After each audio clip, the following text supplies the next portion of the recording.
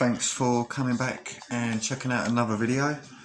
I received a parcel today on the mat when I got home from work, and it's from my man John Egginton. So I know that for a fact. He said he was going to send it to me, and I've seen Gavin or Boy Bilbo 81. I think he sent in one, and we've received them on the same day.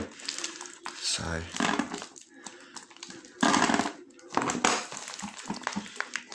And Boy Bilbo's knife is sharper than mine. Because fuck me, this standing knife can't even cut through fucking paper. Come on.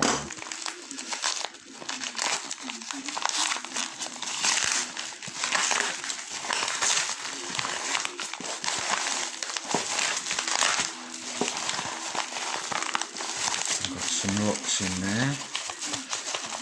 And I know he was sending some detainer pick tip made out of injector rods or something. I don't even know what a fucking injector rod is, if I'm honest. Couldn't even make it through the fucking bubble wrap. Come on. Maybe it's me. Maybe I'm feeling a bit weak today. For those that don't know me, I work in education, and if you live in the UK and you've got kids or you work in education, you would have heard of Ofsted. And we're having a full, what they call a full deep dive induction this week, all this week. So at work it's pretty manic. And yeah, let's see what we've got here. We've got some challenge locks. Wicked. I'll open this one last, and I can see there that's the detainer pick, but we've got a UAP, no, that's the UAP key. So we've got an A-bus there, and I'm going to zoom in a little bit. So we've got an A-bus Euro there, and that's been pinned by, I think it's how you pronounce it, Chris Ahans, or Arens, Chris Arens.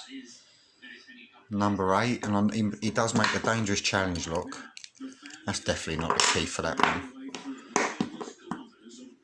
And we've got a Maxus oval there. So right, so we've got the A-bus Euro cylinder. It's got a nasty ward in there. Look, to get through.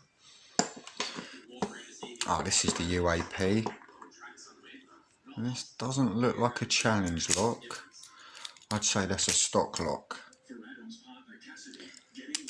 No markings on it, so that's stock. Daz Evers. Oh, hang on a minute. That must be the A-bus key. Yeah, I would say that was the A-bus key. We got a Daz Evers 95, and I'd said to John, I thought I'd picked this one already, but no, I think John was the first one to have this one. But I've had a few Daz Evers, and I'm sure there was a 90 something, and I've done 100 and something. So yeah, it'd be nice. He makes a dangerous challenge lock, and I've still got one here of his already. If I can find the thing.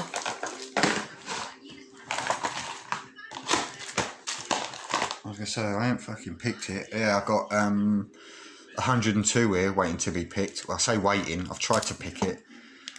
That's a tough bastard as well.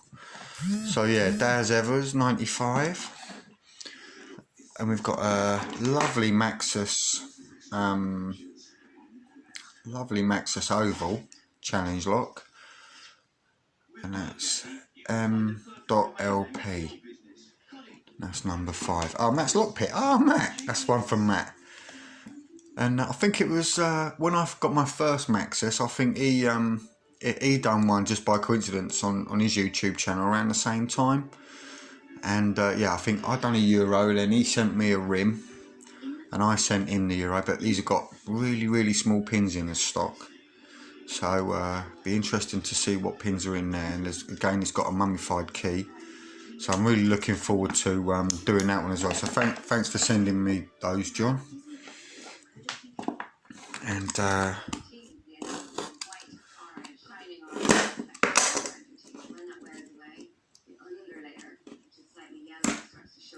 let's have a look.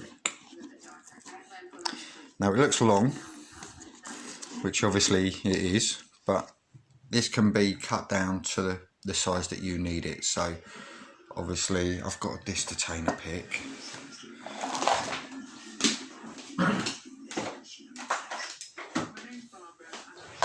And you can compare it to my thing. So this is my normal disc detainer pick. And you can see that there. So try and zoom in on that. And then you can see the difference. Look at that.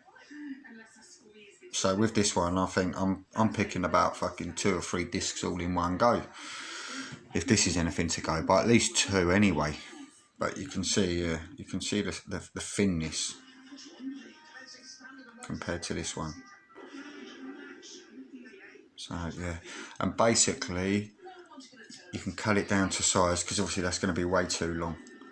So you cut it to how far it goes in and just how much you want it. So that'll be really good. And yeah, I'll have to dig out a couple more disc detainer locks.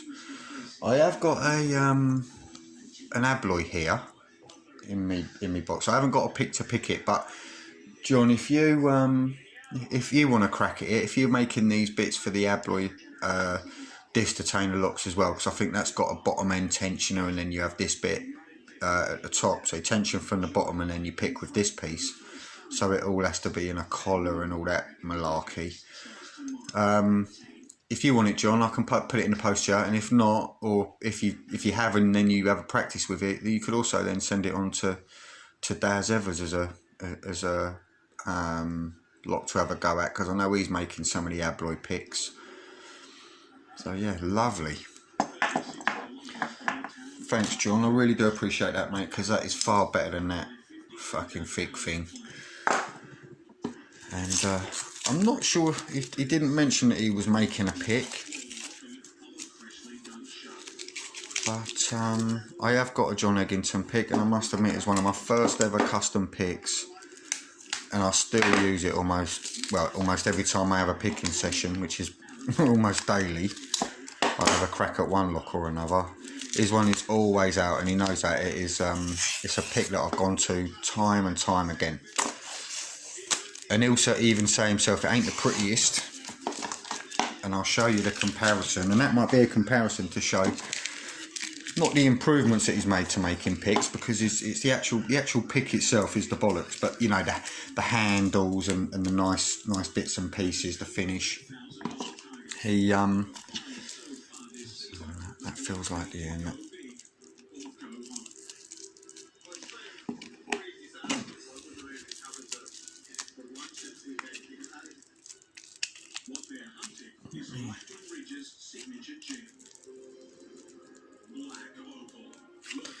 Well, I can see the tip. I can't pull that bastard out. There we go.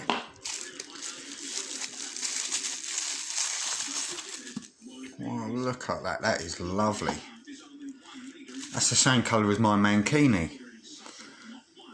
That is beautiful. Look at the shine on that.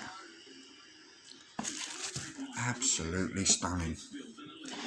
And if I put that there for 1 second, I'll show you my old John Egginton. So I'm not sure, is this called an epoxy handle? A resin handle or something? But this pick has had loads and loads of use, and it's strong as an ox. Really, really nice. And this one, smooth as mustard. Feels really nice in the hand. It's quite light, it's got a lovely profile on it. Pretty similar to that one. A little bit thicker shaft, but very, very similar shape on that, if I say so, I think. Really, really nice. I can't wait to have a crack with this. So thanks for sending me those, John. I really, really do appreciate it. And yeah, I'm going to be back shortly with another video. I've got to just sort of washing up from dinner and shit out. Man's job is never done. But yeah, I'm going to come back and I'm going to have a crack with this Maxus from Matt's Lock Pit. Really, really looking forward to that, and all the others. So I'm not sure if I've shown you the locks that I've got here, so let me put them in there. But I've got a few challenge locks. I better move that pick this detainer a bit. Yeah, there we go. And I've got some ones that are really giving me problems. So I've got an Albert Labelle here, bed bugs, fucking doing my head in. We've got a lock by Kyle Pascoe, and I got a note in this one, and he sent it to me. He sent this to Bosnian Bill, and it kept Bosnian Bill out for 47 minutes. Whereas it's kept me out twice as long. Twice as long. I picked this up from Bristol at the Lock Sport meet. This has been pinned by steel pinnings, and I've got this, but the key has never worked. Never worked. Not since I picked it up. So I'm assuming the kit has been pinned back up. It's been gutted and put back together, and maybe the one of the key pins has been put in the wrong chamber. But I have not been able to get this fucker open either. And Daz Evers will sympathise with me now, but I've got a Den Brass oval. And this is a bitch. And Daz was talking about the bitting on his keys. That is a bastard. That is a bastard. I've already shown you the Daz Evers 102. And we've got this one from Washington State Picker. Really horrible change locks that I can't pick at all. So I will keep practicing, but if I don't get these picked soon, they're just going to be forwarded on so someone else can enjoy them and have a crack. I've got 2 lots of challenge lock parcels to send out, so they'll be going out sometime this week, but please do bear with me. And yeah, thanks for watching, and hopefully I'll be back picking this little bastard very soon.